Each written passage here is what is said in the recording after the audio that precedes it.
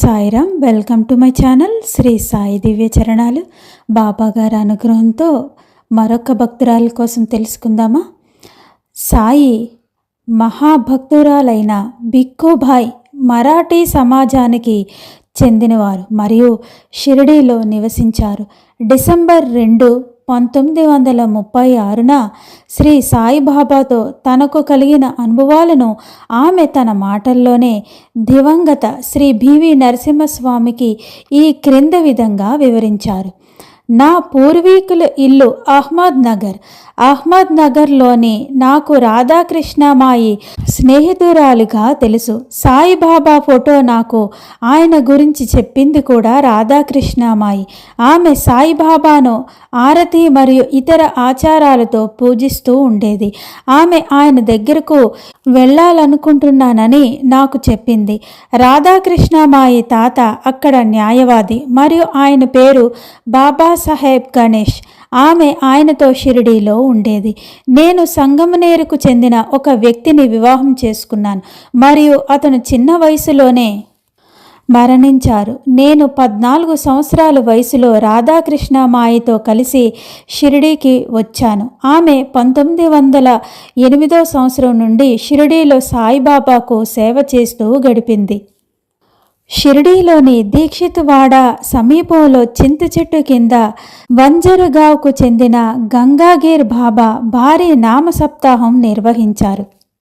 ప్రతిరోజు పెద్ద ఎత్తున సమావేశం జరిగేది మరియు వచ్చిన అనేక యాత్రికులు బృందాలలో ఒకరు సంగమనేరు నుండి వచ్చారు మరియు ఆ బృందం సంగమనేరుకు తిరిగి వచ్చినప్పుడు నా స్నేహితుడు రాధాకృష్ణమాయి నుండి సాయిబాబా ఫోటో, చాలా బర్ఫీ ప్రసాదం మరియు షిరిడీకి వెళ్ళి అక్కడ స్థిరపడమని నాకు ఆహ్వానం వచ్చింది. నేను రాధాకృష్ణమాయి ఆహ్వానం అంగీకరించి ఎటువంటి నగలు మరియు ఆస్తి లేకుండా షిరిడీకి వచ్చాను. తర్వాత నేను వెళ్ళి సాయిబాబా దర్శనం చేసుకున్నాను.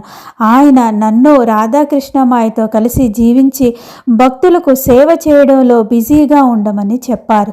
1916 చివరిలో, అంటే రాధాకృష్ణమాయి మరణించిన 1 లేదా 2 నెలల తర్వాత యుద్ధంలో మరణించిన వ్యక్తి భారీగా నాకు నెలకు ₹6 పెన్షన్ తీసుకోవడానికి నేను నగర్కు వెళ్ళాను. తిరిగి వెళ్ళేటప్పుడు గోదావరి నది ఒడ్డున ఉన్న కోపార్గంలో రాధాకృష్ణమాయి విషాదకరమైన మరణాన్ని గుర్తు చేసుకున్నాను.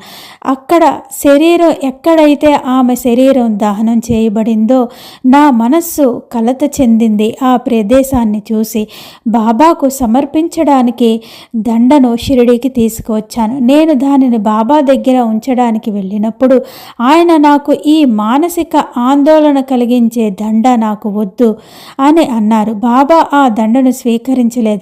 హరి సీతారాం దీక్షిత్, కాకాసాహెబ్ దీక్షిత్ గారు అహ్మద్ నగర్ నుండి నేను చాలా కష్టపడి తెచ్చినందువలన దానిని తీసుకోమని బాబాకు కోరారు.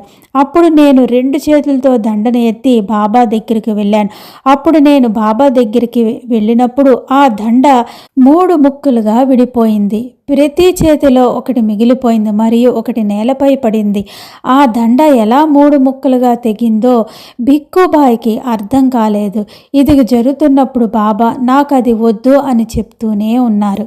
ఆ దండతో పాటు ఒక పుచ్చకాయను కొని పాల స్వీట్లు కూడా తెచ్చాను. పేడాలను, కోసిన పండ్లను బాబా ముందు ఉంచాను. బాబా వాటిని తీసుకొని ద్వారకామాయి లోపల ఆ సమయంలో ఉన్న భక్తులకు పంచిపెట్టారు. తర్వాత నేను ఒక ముక్క తీసుకొని దానిపై తొక్కను కత్తిరించి దానిలో కొంత భాగాన్ని బాబాకు సమర్పించి తినమని అడిగాను.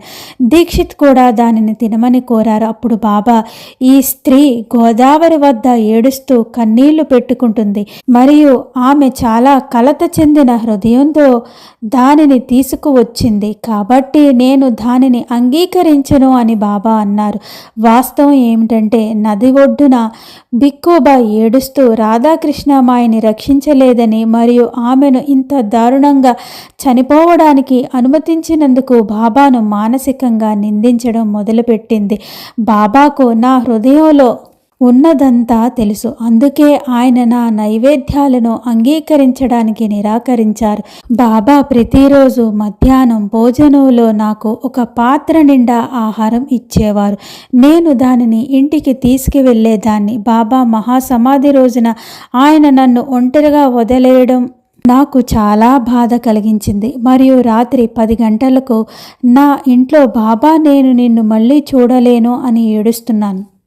నేను బయటకు వచ్చి మా ఇంటి ముందు తలుపు వెలుపల ఒక పామును చూశాను మరియు అది బాబా అని భావించి, ఈ సర్ప శరీరంలో నేను నిన్ను గుర్తించలేను, నాకు నీ సాయిబాబా రూపం మాత్రమే తెలుసు అని అన్నాను.